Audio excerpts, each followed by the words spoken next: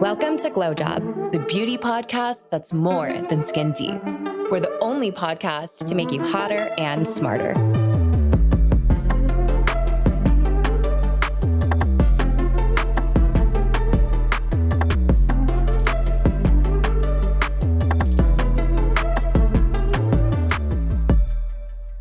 So something's been bothering me lately. What? For some reason, I just cannot stand when all of these brands are already shoving all these Black Friday deals down my throat.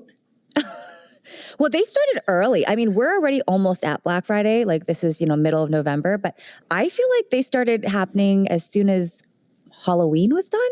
Exactly. And it's like, I feel like over the past few years, and people talk about it all the time online, how like, when are you supposed to actually celebrate holidays? You know what I mean? Like, I don't know. I think my inbox is just flooded with so many like 25% off, 30% off deals. And it's just like, Black Friday just used to kind of be that sacred short little window.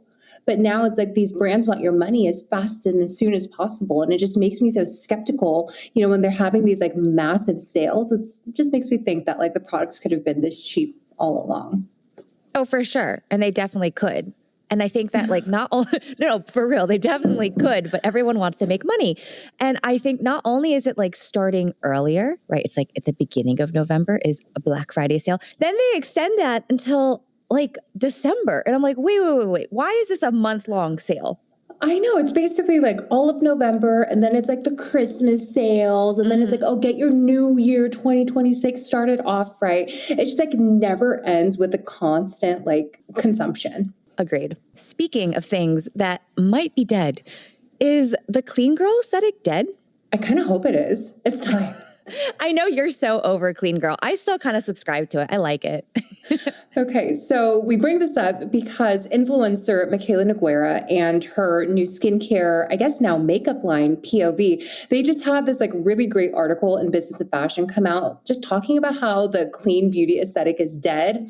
Honestly, I kind of like the article because like what good PR, right? You're going to talk about how clean girl is dead while launching your super colorful lip line all at the same time. But I don't know. What's your take? Is this trend over? I don't think it's dying yet. And I think that the biggest reason why I point to this is Hailey Bieber. Miss Bieber is still very, very popular, very, very trendy. And I think her entire aesthetic is clean girl. So until the Hailey Bieber movement dies off, I do not think clean girl is dead. So I kind of agree with that, mostly because like to me, clean girl aesthetic is rich girl aesthetic, and being rich is never going to go out of style because to have that perfect skin, right? Or those perfectly imperfect brows or whatever, right? That costs a lot of money to have that kind of face. For sure. It's not just money, it's maintenance. It's like a certain type of lifestyle and upkeep. So I don't think that's going away anytime soon, but I do agree it is a catchy title to have. I mean, I'm ready for it to be over. I've always loved like a more eclectic kind of maximalist look. So I am interested to see, like what the makeup community can do nowadays because like, I don't know, it's just been boring. It's been boring. That's my whole issue with it. With Mikayla's lip line that she launched that coincided with this article, I find it funny because she's talking about how like clean girl is dead and it's kind of like the revival of the maximalist makeup look, right? But if you look at the actual lip liners and colors, I didn't find them to be anything extraordinary. Like they actually looked rather plain to me. And they also kind of felt almost like, I don't want to say knockoff, but they did feel a little Rhode-esque. It's like that bubbly round, kind of like the soft muted colors. They weren't like wild, like purple lipstick or anything like that. They were all very, I don't know, kind of normal lip colors. I think they are like they were the standard colors, but I know why she's going for this angle. So basically like the bulk of her line is all skin prep. And what better way to sell skin prep is people wearing more makeup and having a need to actually prep their faces. So I totally get why like she is trying to be like the poster child of the, clean girl is dead movement. Sell more makeup. Exactly. At the end of the day, the motto is sell more everything. Next, and more people trying to sell you more stuff, the founder of Hourglass, Carissa Jane, she is now launching a brand new hybrid makeup line called Outside In. 8 years after selling her prestigious cosmetic line, Hourglass to Unilever, Carissa has started this new brand and she is launching with 25 foundation shades and a face oil. Honestly, impressive. But, if you're going to do the whole like foundation as your first product, consumers are going to want a lot of shades, right? 25 seems excessive if you think about it, but it's what the people want. It seems almost like the bare minimum entry point these days, because I feel like with Fenty, with MAC, like they all came out with 40 plus shades. That is a very wide range. So if you want to not get flack for not being quote unquote inclusive, I feel like you have to do at least 25. And in addition to trying to be like really shade diverse, there's definitely going hard on this whole like sustainability angle, right? When you go to their website, they talk a lot about the packaging and it looks like very green packaging, if that makes sense. But they say they're using like bioresins, reduced virgin plastic, all of these different things. So, she seems like she really knows what she's doing in terms of like kind of ticking all the right boxes. What are your thoughts on the initial product photos, the website, the overall look of the brand? So, when I think of people like Carissa starting a new line, it makes me think of other founders, specifically, the woman that started Urban Decay and then went to Cali, Bobbi Brown, who then launched Jones Road, and how they try to really differentiate the brands as they try and start something new. So, I give her props for definitely kind of doing a heavy lean on this like hybrid makeup thing, like really just, kind of going that route and not being too overlappy with Hourglass, but they're still kind of going after the same market, if that makes sense, in terms of, presumably prestige. So I feel like the aesthetic of Hourglass and the aesthetic of Outside In are actually two very different women. And I think this shows like the transformation arc of Carissa throughout her career. Because I feel like probably when she started, she was the Hourglass woman, which felt like more, I don't want to say the every woman, because I don't mean that in a pejorative way. I mean it more just like mass market beauty, but that was like elevated, right? A little bit more elevated than just like, a drugstore foundation. And even if you go onto Hourglass's site now, and again, this has been some years post-acquisition, so the look has changed a little bit, but hasn't steered away too much from the founding brand image. It feels more like you could walk into Nordstrom and like see Hourglass there and it makes sense.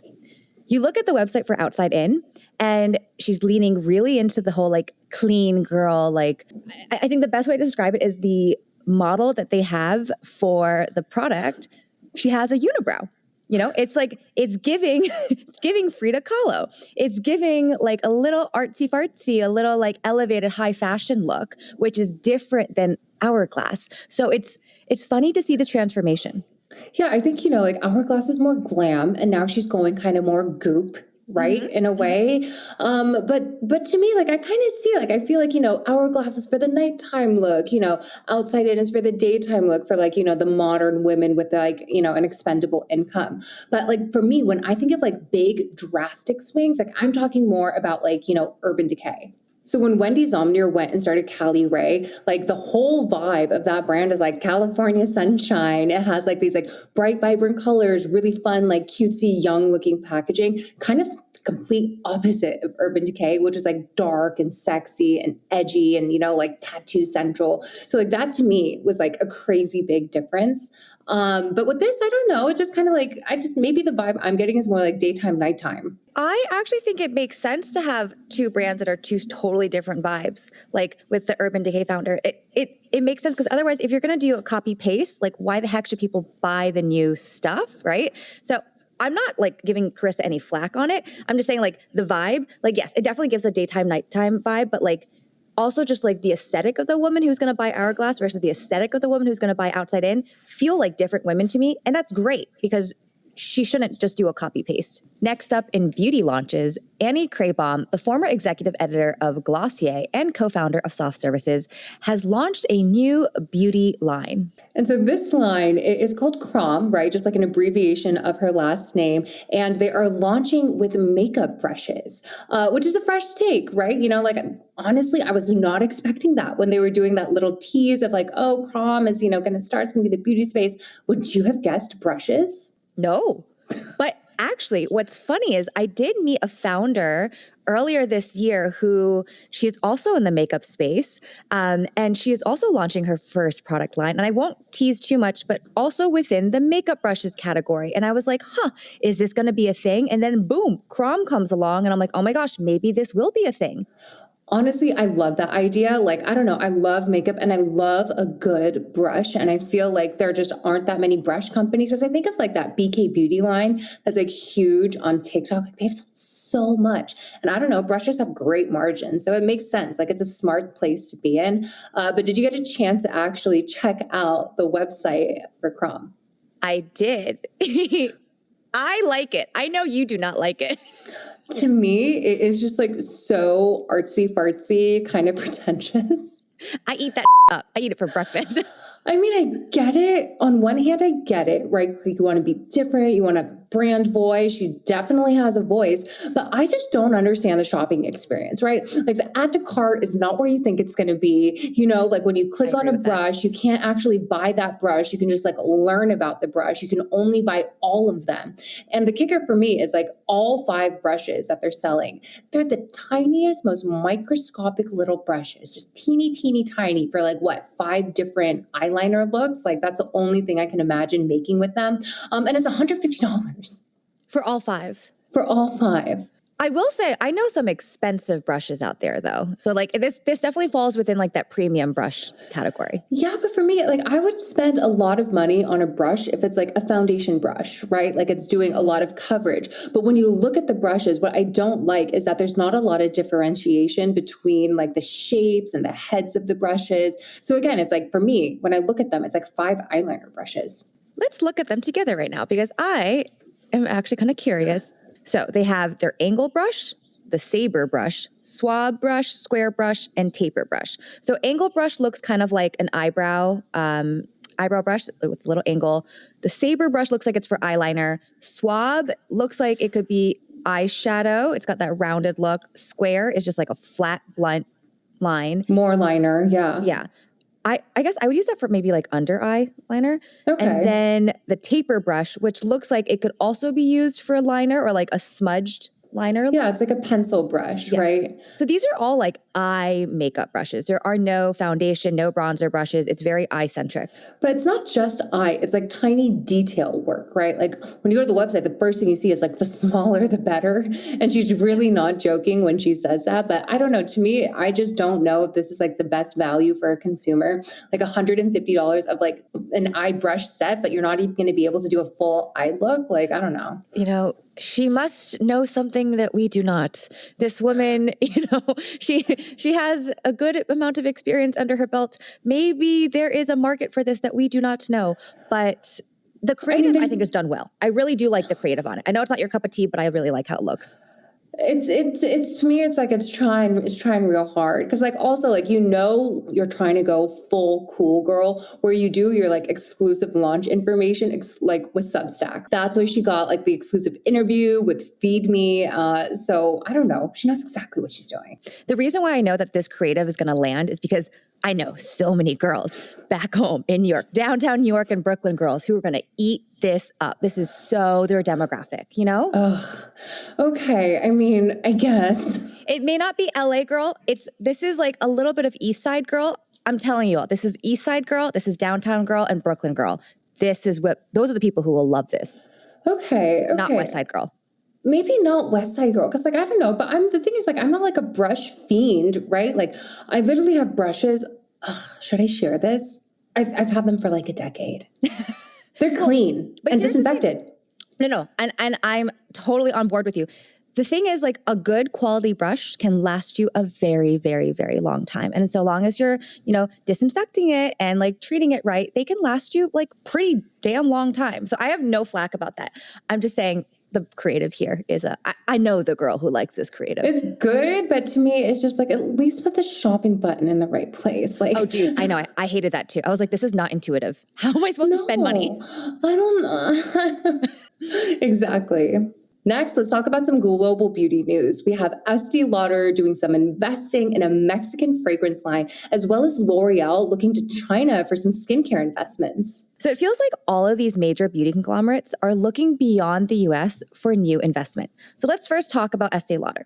They've just invested in this Mexican fragrance brand called Chino. And L'Oreal invested in a clean beauty skincare line called Lan, which is their second Chinese investment this year. Earlier, they invested in another skincare brand called Chondo. I think it makes a lot of sense that there seems to be a lot of fatigue when it comes to all of these American brands popping up left and right, because a lot of the founders, they all have the same story. They're either a celebrity, an influencer, yada, yada, yada. And so I think that they are realizing that there might be a little bit of consumer fatigue from these American brands, because it's kind of the same version of every single founder story, just told over and over again. So, maybe that's why they're looking elsewhere. I feel like for years, we have definitely seen the huge boom and rise of K-beauty. There was a moment where J-beauty, Japanese beauty, felt like maybe it was going to catch some steam, never really picked up. But now, especially with these two new investments from L'Oreal, I wonder if we're going to see a boom in C-beauty, in Chinese beauty. I could definitely see it happening. I mean, Asia has so much interest in beauty and so much innovation coming out of it. But yeah, K-beauty, I feel like is here to stay. But I've been reading articles, right, about Indian beauty, Ayurvedic beauty popping up, African beauty, trying to call it A-beauty, right? So, but we see that. And, this is not the first, also Mexican line that we've been talking about and seeing. There's Sorelli, the Mexican brand. I think they're from Mexico City and they're in the makeup space. Aura, another makeup line from Mexico City. And our last story for today, we're going to talk about that viral British Vogue article. Is having a boyfriend embarrassing? I honestly love this article. It was such a fun read, and it really called out some of these influencers and people online, and their whole identity is just centered around the lives of their partners, right? So it's really criticizing how women are just rewarded for their ability just to find and keep a man, and oftentimes capitalize on having a man, whether it's creating couples content and, whether it's through engagement or paid sponsorships. And I don't know, it's kind of pick-me energy. For sure. I think what it's also done is it's fed this culture where we have more social status if you are partnered. And I think, honestly, the author, her critique about, obviously it's a really catchy title, embarrassing boyfriend. Oh my God. But such a good title. It's such a good title. But she does pick up on the fact that women who are unpartnered perhaps don't have as much perceived value or aren't given as much perceived praise. And that was her criticism, not necessarily the boyfriend. Yeah, I feel like a lot of people, they view their partners as an asset, right? They should be an asset. They should be adding value to your lives. An asset in the sense where it is giving them cachet from other people. Look at how impressive he is. Look at how handsome he is. That is a little bit embarrassing because that also kind of means you can't stand on your own 2 feet. And to legitimize this conversation even more, The Economist recently wrote about this and what they deem the relationship recession. They referenced this Vogue piece and said that the relationship recession is this epidemic where people are remaining single. 7% of the people that were interviewed for this piece even said that they would be down for a robo relationship, aka, having an AI boyfriend. Isn't that crazy? The article, it was breaking down all of these trends on a global scale and really just looking at, rich countries where they have a lot of money, where people are really educated, where people are making good income and kind of can have all of these decisions at their fingertips. And even though they have all of this access, right, all of this education, wealth, whatever, they're choosing to be single for the most part. But it was also hinting that women choose to be single because they're very selective of their mates, but there's also this rise in incels because men, especially if they're not as educated, it's creating this crazy gap. Wait, so random. But, Scott Galloway, he was my professor at NYU, and he's also a very popular person in the internet and the world. But he recently came out with a book, and while he was doing press for that book, he was talking about how the research shows that men, on average, will live, I think it's 7 to 8 years longer if they're married versus if they were single. Women, I think it was like, it adds maybe like 2 to 4 years to their life. But then it said something about like when women, or for women, when their spouses die, like they actually tend to live longer and have happier lives. I thought that was crazy. So if anything, relationships help men more than they do women. It's kind of like negligible for women or being in a relationship. 100%. It's so funny. You know, Gautam used to chat with Scott Galloway a lot. He was like one of the young men in his rotation that he would like mentor a little bit. But it makes sense. I feel like a lot of women, they tend to pick up and do double the work, especially when it comes to domestic labor, childcare, things like that. So it's like, you know, if a man isn't adding value to my life and I know I'm going to be doing double the work, you know, whether it's with income, labor, et cetera, like it's crazy. But one of the fun things from this Economist article that I also really loved was them sharing how a lot of women on Bumble in the United States, they kind of set their height limit only to 6 feet and up. So excluding 85% of the male population with that one preference thing. Isn't that insane? 85%. Damn. Yeah. It was wild. And when I was thinking of that, they were referencing a lot of like European countries, Asian countries, people that don't use the imperial system. So I was thinking to myself, I feel like other countries might not have this problem, because if they're saying like, oh, like they set their preferences to centimeters, right? I would assume. And I don't think that it has the same kind of numerical significance. Because I feel like when a lot of women talk about like, oh, he has to be 6 feet and up, he can't be 5'11", 5'10". To me, it's almost like that pricing model that all these marketers use to trick us where, you know, oh, $10, no, $9.99, yes. So I feel like women have this like attachment to that 6 number. Yeah, it's like a mental benchmark. Like if he's over 6 feet, that means something. But like if he's under 6 feet, it's not like as good. But that's so, honestly, I believe that. I totally, as someone who dates tall, I believe that. And sometimes I have to check myself and be like, does it matter? Not really. As long as they're smart and hot, I don't really care. But if you saw a lineup of men, right? Yeah. Just meet men. Can you tell when they're 6 feet tall? Because I honestly can't. I can clock it like, it's like, I can clock it like this. I know right away. I'm like, you're 6'2". I know it. You are 6'4". You are 6'1". You probably say you're 6'2", but you're 6'1". I just like have this mental clock. You know, I did not know you were a height queen, Sasa. I'm not really, but I kind of am. I've only realized this later in my life. I've dated like across the spectrum. I've dated 5'9" to 6'4". I've got range, girl. Okay. The range is good. At least like you're not excluding 85% of men. No. That is wild. That's a lot. It's way more than I thought. That is way more than I thought too. But it kind of makes sense because ever since I've been dating again, I will say the average height, like this is like an anecdotal thing in my brain, but I think the average height of guys that I'm coming across are 5'10". So like that's below 6 feet. And you know what? That is a perfectly acceptable height and no one should feel any which way about it. So I think it's kind of absurd, but also I'm not surprised by any of this. Yeah, I don't know. I'm not the best with like gauging people's heights. And it's because I have a little bit of like a Napoleon complex where I think I am the same height as everybody that I meet. I have that same problem. I don't know what's wrong with me, but I feel like I'm 5'2" with the personality of a 5'8". Like that's really how I walk about life. Like that I just feel like I'm a big, tall person too. You know, I think that is why I'm able to clock people who are over 6 feet because they are the only people where I'm like, oh, I am 5'4". Like, oh, wait, I'm not 6 feet tall. Like, I think I am in my so brain. When you have to physically kink your neck, then you know. And I'm like, oh, yes, I am smaller than you. I'm not the same height as you. Because oftentimes when I meet like people who are taller than me, I'm like, yeah, like we're the same height. And they're like, no, honey, I'm like 5 inches taller than you. I don't know. I feel like I'm twins with everybody. Yeah. We're all the same. We're all the same. All right, guys, that is a wrap for today's news roundup. Stay tuned for next Monday's episode where we do our weekly roundup of beauty, business, and pop culture news. And we'll also see you this Thursday. And please don't forget, we still have our promo code with SkinSpirit going strong. So you can check out with code GLOWING100 for $100 off at checkout. Bye, guys. Bye.